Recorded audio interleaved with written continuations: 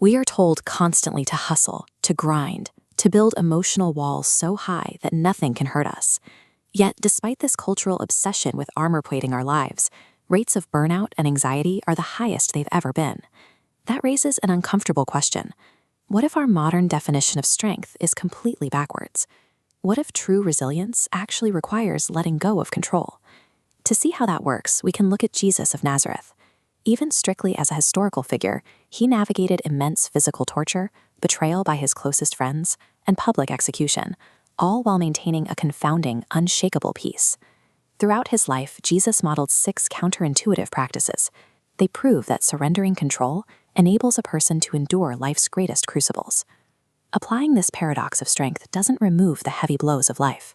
Instead, it takes our deepest, most exposed vulnerabilities and turns them into an unbreakable spiritual armor. When a crisis hits, our immediate human instinct is to seize the wheel. We try to logic our way out, manage the panic, and secure our physical needs. Jesus directly opposed that instinct with his first 2 practices, placing absolute trust in God and having faith in the unseen over the physical. When faced with a crisis, his defense was the written word. After 40 days of starving in the wilderness, the temptation was simple: use his power to turn stones into bread. Any human would prioritize that severe physical need. Instead, Jesus refused, stating that man lives on every word that comes from God's mouth, proving that absolute trust must override even the most desperate physical cravings. We see this same reliance later, crossing the Sea of Galilee. When a severe storm threatened to sink their boat, Jesus slept through the chaos, choosing a steady trust in God's sovereignty over the immediate impulse of fear. He described this reliance as having faith the size of a mustard seed. The actual volume of a person's faith is almost irrelevant. A tiny, fragile seed is enough, because the strength doesn't come from the person believing, it comes from the immense power of the God they place that belief in. True power isn't found in your ability to control the storm. It is found in resting completely in the absolute authority of the one who commands it. There is a heavy psychological toll when life gets exhausting. We naturally retreat inward, hoard whatever energy we have left, and focus entirely on self-preservation. Jesus modeled the exact opposite to restore his energy, relying on constant outward service to others and continuous internal prayer. On the very eve of his execution, knowing the agony ahead, Jesus took a towel, knelt on the floor, and washed his disciples' feet. In his darkest hour, he chose a profound act of physical empathy over self-pity. Serving others physically forces our focus away from our own despair. By attending to the needs of someone else, we tap into a surprising, regenerating source of emotional renewal. To sustain this outward service, Jesus constantly withdrew from the demanding crowds to be alone and pray. He didn't treat prayer as an emergency alarm to pull when things went wrong. It was a continuous conversation, an essential daily lifeline. Human physical endurance always hits a wall. While Jesus prayed in the garden, his disciples succumbed to exhaustion and fell asleep. Prayer acts as the vital conduit that bridges our failing human limitations with limitless divine strength. The final, most difficult trials of Jesus' life took place along these ancient paths leading toward the Mount of Olives, escalating the stakes of his mission to their breaking point. When we are unjustly wronged, our first reaction is to demand fairness. We harbor deep resentment against whoever hurt us, or we simply try to run away from the pain. The final, most taxing demonstrations of his inner strength appear here: wholehearted forgiveness and the absolute submission to God's plan. In the Garden of Gethsemane, Jesus faced massive internal tension. Knowing the torture he was about to face, he asked to be spared, but ultimately surrendered his human survival instincts, praying, "Not my will, but yours be done." That submission in the garden allowed him to endure the cross, and even while hanging there, enduring the ultimate injustice, he actively asked God to forgive the men who were executing him. Choosing to forgive drops the dead weight of bitterness. It leaves the victim free from the chains of past trauma, without requiring them to justify the original offense.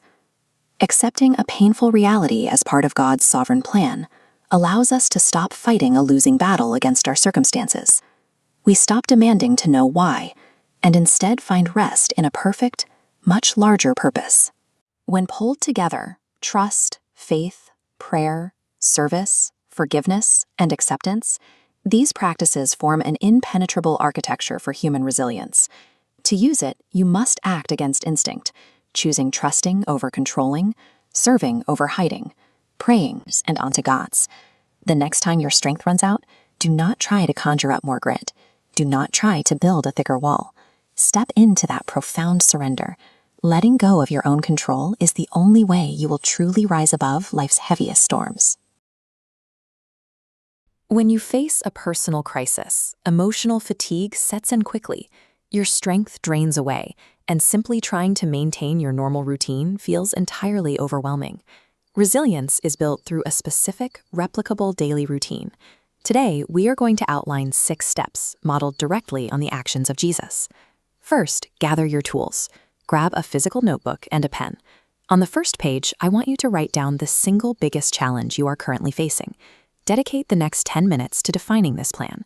It is the first step toward moving beyond the weight of a crisis and toward a structure that supports your spiritual strength. Step 1 is the trust transfer. When everything feels chaotic, our human instinct is to grab the wheel and force a solution. True endurance actually requires actively relinquishing control over your crisis. Look at the challenge you just wrote down. Draw a physical box around those words. Now, label that box God's control. You are physically transferring the burden. Jesus demonstrated this principle in the wilderness. After 40 days of fasting, he faced extreme hunger and vulnerability. Rather than using his power for an immediate fix, he yielded entirely to God's provision. Step 2 is to establish a constant prayer connection. In moments of distress, people often resort to sporadic panic praying. What you actually need is a continuous, daily dialogue. To build this habit, take out your phone and set 2 daily solitude alarms. These alarms force you to take intentional pauses away from the distractions of the day. Cautionary: the danger here is treating these moments as a checklist item and giving up when you don't feel an immediate emotional shift. Persistence is the entire point. Keep the dialogue going even when it feels repetitive. By physically surrendering your problem and establishing a rigid communication loop, you build a defensive perimeter against daily anxiety. Step 3 is the service shift. Giving energy away to others actually builds your inner resilience. Identify one small, specific act of service you can perform today without expecting any reward in return, and commit to doing it. Serving others breaks the cycle of self-pity. It takes your focus off your own emotional fatigue and redirects your energy toward compassion. Through the act of giving, your own strength is renewed. Step 4 is anchor your faith. Faith works best as an active, vocalized trust rather than a quiet, passive hope. Select a specific scriptural truth, like John 14:27, where Jesus offers a peace the world cannot give. Speak that verse out loud, directly over your specific crisis. An anchored faith generates an illogical peace amidst chaotic circumstances. When a massive storm threatened the disciples' boat on the Sea of Galilee, panic took over. But Jesus slept peacefully, perfectly anchored in his trust. Your faith doesn't need to be massive to be effective. It only needs to be actively planted. Even a tiny amount of trust can take root and hold firm against the elements. Pairing outward service with inward spoken faith completely shifts your perspective. You stop looking at the size of your problem and start looking at the size of your God. Step 5 is the resentment release. Unforgiveness is a heavy, hidden weight that rapidly drains your personal resilience. Write down the name of someone who has wronged you. Then pray a specific prayer releasing that person from the debt they owe you. You might be tempted to wait for an apology, but forgiveness is a unilateral, personal choice. It is not a reaction to someone else's repentance. The moment that choice is made, you experience spiritual liberation. You free yourself from the bitterness that has been holding you back. Step 6 is the ultimate surrender. This step requires accepting God's timeline rather than fighting for your preferred outcome.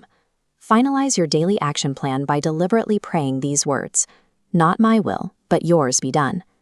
In the Garden of Gethsemane, Jesus faced unimaginable suffering. He asked if the cup could pass, but ultimately chose obedience to the Father's plan. That acceptance is a choice of immense strength, not weakness. Releasing past grievances and surrendering future outcomes removes the internal friction that drains your energy, creating the space for peace to take hold. Your action plan is complete. You now have a map for navigating the psychological and spiritual impact of any crisis. Resilience is a muscle that must be exercised daily. Keep this physical checklist visible for tomorrow and every day after that. If this plan brings you clarity, subscribe to the channel, like this video, and share it with someone who needs a reminder of their true strength today. While life's crises are real, this daily practice ensures you have a reliable way to connect back to a source of strength that does not run out.